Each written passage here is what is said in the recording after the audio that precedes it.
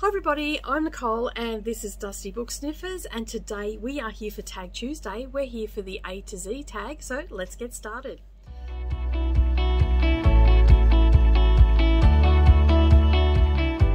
good morning or good evening everybody, and welcome back to the channel. Thank you for taking some time out of your day and spending it with me while I do another tag. Okay, so I wasn't tagged by anybody, but I thought that this was a pretty interesting tag. It is the A to Z tag.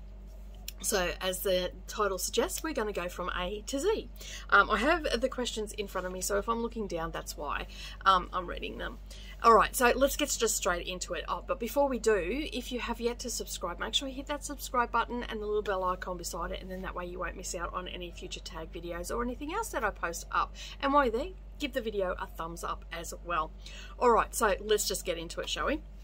Okay, so the first one is an author you have read the most books from. So I actually have 3 authors that I have read a lot from. So one in the last 12 months is ACF Bookins, and she writes in the cozy mystery genre. I've been reading The Stitches in Crime, and I've read 7 of her books. Because I don't actually read a lot of series or from the same author, I tend to read a lot of standalone or debut novels, and then I don't ever very often go back to that author. The other one is Danielle Steele. I've read a lot of her books, and I read a lot of them when I was younger, not so much in recent times, but I would like to actually read a lot of her books, and I've got quite a number on the shelf. Some I've read before, some I haven't. The ones that I read before, I couldn't even tell you what the story's about. I read them that long ago. And the other author, and she's in the romance, women's literature, I don't like to say that, but women's lit genre. And the other author that I've read a lot from, and that's only just been this year as well, is Robert Jordan, and he's in the fantasy genre. I'm reading the Wheel of Time series, so I'm up to book 6. And so yeah, so mostly for that one, I don't read a lot of authors over and over again. There was one other author that I've read a lot from, and that is Blake Pearce, and he writes in the genre of crime fiction. So crime psychological thriller is the other one. So they're probably the 4 authors that I've read a lot of. I don't really gravitate to a lot of authors religiously or frequently. As I said, I read a lot of debut novels, so and sometimes I read authors that have only published one novel. All right, so the next question is B, best sequel ever. I don't read a lot of series, as I just said. I read a lot of standalone stuff. So if I look back to the last 12 months, which is what I did, there is a series by Ango Yasmin. It's called the Nina Knight series. It is a crime fiction, and I guess it would fall under that, thriller as well, with a bit of psychological stuff thrown in for good measure. Now because I read a lot of standalone stuff, it's hard to say best sequel ever, so I'm going to go with that one. And it was They Come at Night, and basically that is the second one in the series. And then I got to the end of that and I thought, this is great, it's wrapping up, it's moved, the stories move along. And then in the last couple of chapters I realised that there was going to be another book, and when I had a look, there was no date for it, but I'm happy to say that it's coming out. So yeah, and soon too. All right, I'm currently reading for C is The Vine Witch by Luann G. Smith. I come across her in May on Kindle Unlimited. The first 2 books I read from her were like very cozy mystery vibe to them, and it was set in Victorian London, and it was following this 2 sisters that owned like a little bric-a-brac shop, and it was called Raven Song and Raven Spell. And as the name suggests, they were attracted to shiny things, and they'd traverse the Thames River and, you know, find shiny things. And there was one of the sisters could, when a human died, they could see their essence, and they would collect their essence, which would turn into marbles, yada yada yada. Well, I really enjoyed that series in May, and then I noticed that she had 3 other books on there, and it's called the Vine Witch series. So I am currently reading that, and I'm about 50 pages in, and that is about a witch that has been cursed. She has broken the curse, and she's gone back to her home, which is on a vineyard in France, and her grandmother, but not really her by blood, is still there, but she has sold the property to someone else. He doesn't like magic, and she's trying to help him, from what I can gather, to help him bring life back to the orchard, because the vine witches actually cast spells and potions and all that sort of stuff to create the vines, keep them healthy and produce phenomenal wine and all that sort of stuff. So it sounds really interesting. I was on Sprints, and someone in the comments said that they read it and they absolutely loved it. So I'm looking forward to listening to a little bit more of that, because it is on Kindle Unlimited and it also comes with audio. So if you're interested in that, and same as Raven's Spell and Raven's Song, they also as well. And I'm reading those because I want to get them done and dusted so I can move on to her new series that's coming out in September. I think it's coming out. Next one, favorite drink while you're reading for D. I drink coffee or chai tea. E-reader or physical book. I'm a physical book all the way. I will always pick a physical book first. If I can't get it in the physical, then I will go to an e-reader. F, fictional character you probably would have actually dated in high school. You know what? I don't really get crushes on fictional characters, or even think I would date them. If I had to choose, I don't even think I can. To be honest, I don't think I can. So yeah, I'm gonna skip that one. Okay, so the next one is a book that you glad you gave a chance. So I was going to DNF this book, and this is The Wolf Border. Just let me get this book out of the way. It's by Sarah Hall. Now, I was quite surprised by this book. This was shortlisted for the Man Booker Prize, and when I was reading it, I wasn't really enjoying it at first, but like always, I like to give a book 100 pages, because sometimes I've been pleasantly surprised by a book, and this was one of them in the last 12 months. And this is basically following, what is her name? It doesn't have much information on it. Rachel. Now, Rachel is estranged from her family. They all live in Scotland, and she's living over in the USA, and she is a protector of the grey wolf. So she studies them and makes sure that they're okay, and tracks them and their movements and all that sort of stuff. So she monitors them. Anyway, she is an aristocrat has contacted her. He is the Earl of Annandale, and he wants to bring back the grey wolf to his area. And so he has set about for a project, and he wants her to take care of the wolves and all that sort of stuff. So yeah, and basically it just follows her life, her estrangement with her family, her mother, how her mother was, you know, all that sort of stuff. Her mother eventually passes away, and just the ramifications of that, and how she feels that she's not worthy of being a mother herself, and all that sort of stuff. And it was just a nice, pleasant surprise. It had a little bit of a mystery happening in there. Someone like, so somehow the wolves had got out, and so she's trying to figure out who did that and all that sort of stuff. It's not heavily in it. It's more about her life and the wolf, and how she relates to the wolf and all that sort of stuff. But I was actually really surprised by this. I ended up giving it a 4-star rating, so I'm going to go with that one for that question, which was that was for G. All right, for H, a hidden gem book. Okay, so I actually have two, both of which I purchased purely for the cover in the last 12 months. And the first one is The Language of Food by Annabelle Abes. This one is a historical fiction based on true story of Britain's first domestic goddess, and how she changed the way we see recipes and everything in the books. It talks a little bit about her journey on doing that, and how she wanted to publish her poetry. There was a little bit of trauma in her life, and the poetry was helping her get through it. And basically her publisher said, no, I need a cookery book.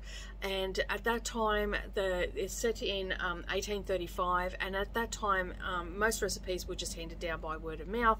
There was no really weights or measurements or anything, and so she set about, for the better part of her life, recreating recipes and working out the weights and measurements, and then writing them. And then there's a small section in this book about plagiarism. Another author at the time plagiarized her work, and unfortunately she didn't get away with it, but unfortunately the way that particular author structured the recipes, we still read them that way today. So we have the ingredients first, whereas what was her name, Eliza Acton, when she wrote her recipes, it had the method first and then the weights and measurements. So the other author reversed them around.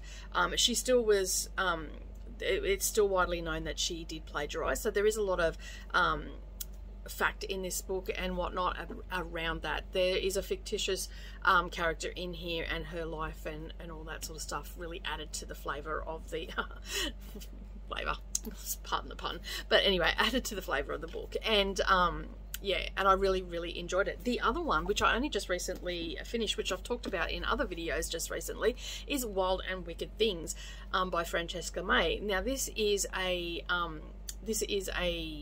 blend of, in my opinion, I feel like it's a blend of The Great Gatsby and Practical Magic. It has all the magic elements and all the rest of it. Again, I purely purchased it for the cover, but I was so surprised by this. I absolutely thoroughly enjoyed it, and I am wanting to read it again because there are just so many things in there that I feel like I missed, and I didn't miss them, but I feel like I could rehash over them again and get even more from the story. So if you haven't picked this book up, I think you might be pleasantly surprised, especially if you like Practical Magic and The Great Gatsby, and just think of this book as the love child of those two books. Okay, so that is the two hidden gems that I've had in the last 12 months. An important moment in your reading life for I would say the most important time for me was the moment I was able to buy my own books where my parents had no control over it, or saying what I should buy or anything, like having any input into it. And that very first book, that I can't even remember what the first book was, but it was one that I purchased from a bookstore. I remember going to the bookstore. I'd have to sit here and really think. But that, I think, for me was the most important time, because that meant that I was making the choices for my books. The next one is a book that you just finished. Now, I just finished an audio book, and it is called The Murderer's Son, and it is by Joy Ellis. I was trying out the series of that author. It wasn't for me. I decided, it was on Kindle Unlimited, and I decided that I didn't want to go with that anymore.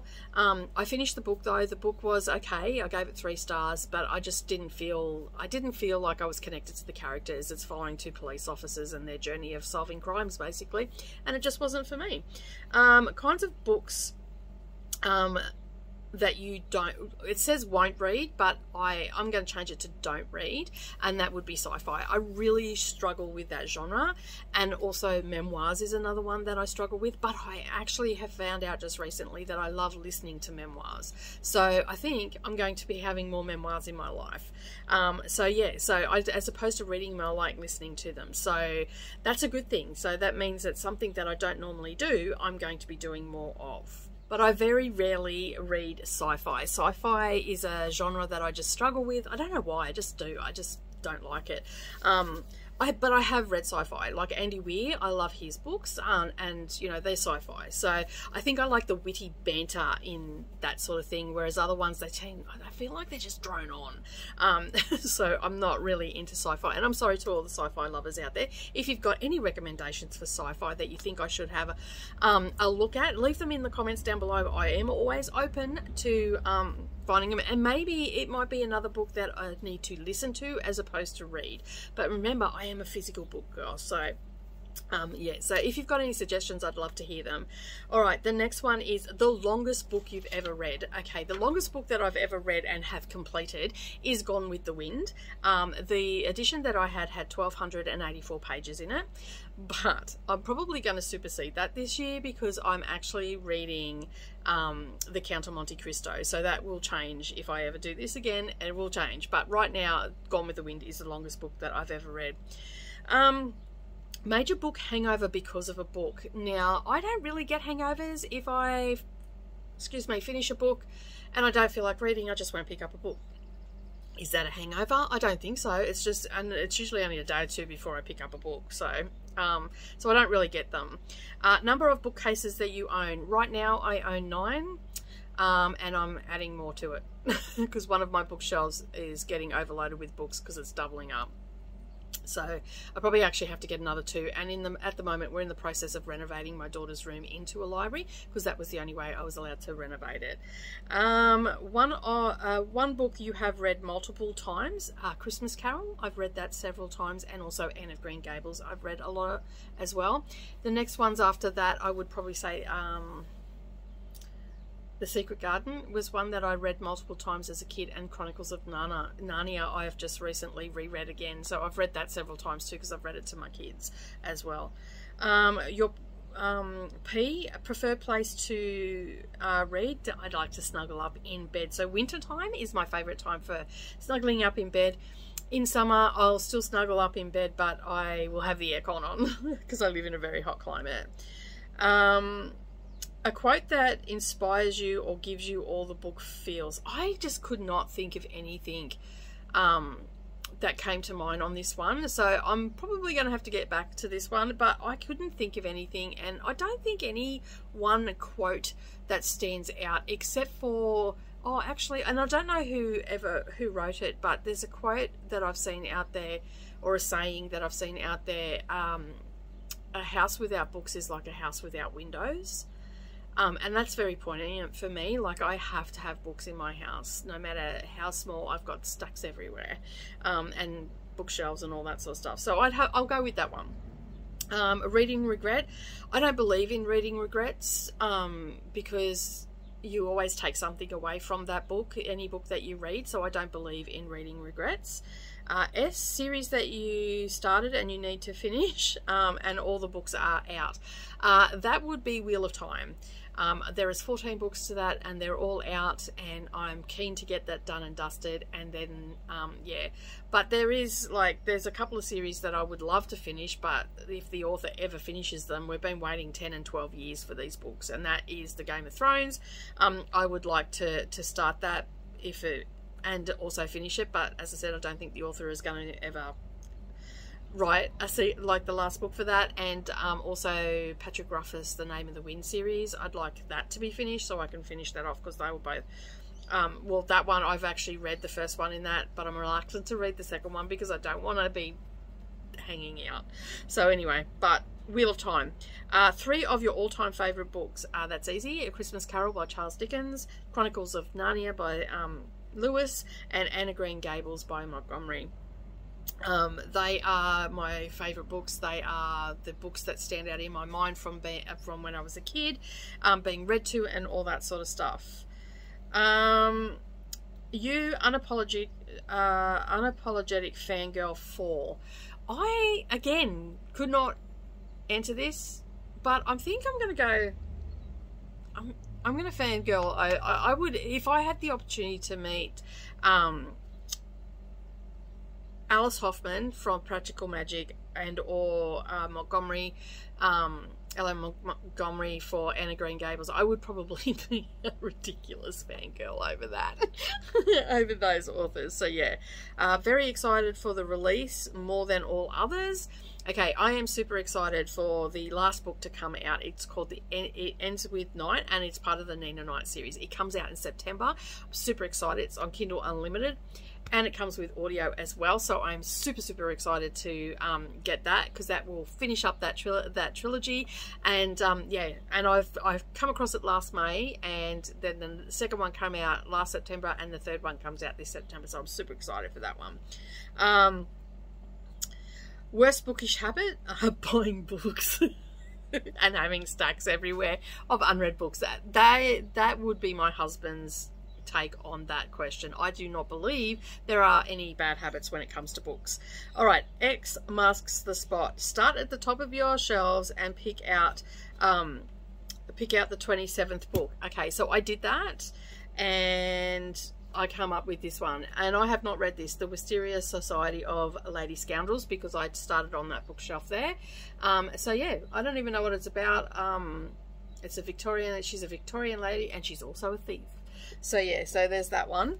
And your latest purchase is the a new author that I want to try, and that is Holly Ringland, and The Lost Flowers of... I bought them together, and of course they're 2 different sizes, which I'm absolutely gutted about. But anyway, put them together and they're two different. So yeah, these are the last two purchases. I actually don't know what they're about, and I believe they're an Australian, she's an Australian author. All right, and The Z Snatcher, the last book that kept you way up late. This one. I started this pretty late in the day and I ended up reading it all until I finished it. So it was that one. Wicked, Wild and Things by Francesca May. Alright, so that is the A to Z tag, and I'm super excited that I've done that now. And I'm going to tag some people. I'm going to tag Leandra from the TBR 0, and I'm also going to tag Sarah Y. I'm also going to tag Brittany from Brittany Loves Reading as well. But if you are watching this and you want to do it, consider yourself tagged as well. Leave a comment down below some of the books that you have, if you're not going to do the tag, but some of the books that you've just recently purchased. I would love to hear all about them. Leave them in the comment. But as always, thank you very much for joining me. I appreciate you being here, and don't forget to take the time to subscribe to the channel and give the video a thumbs up. But as always, have a great day everybody, and I will see you in the next video. Bye.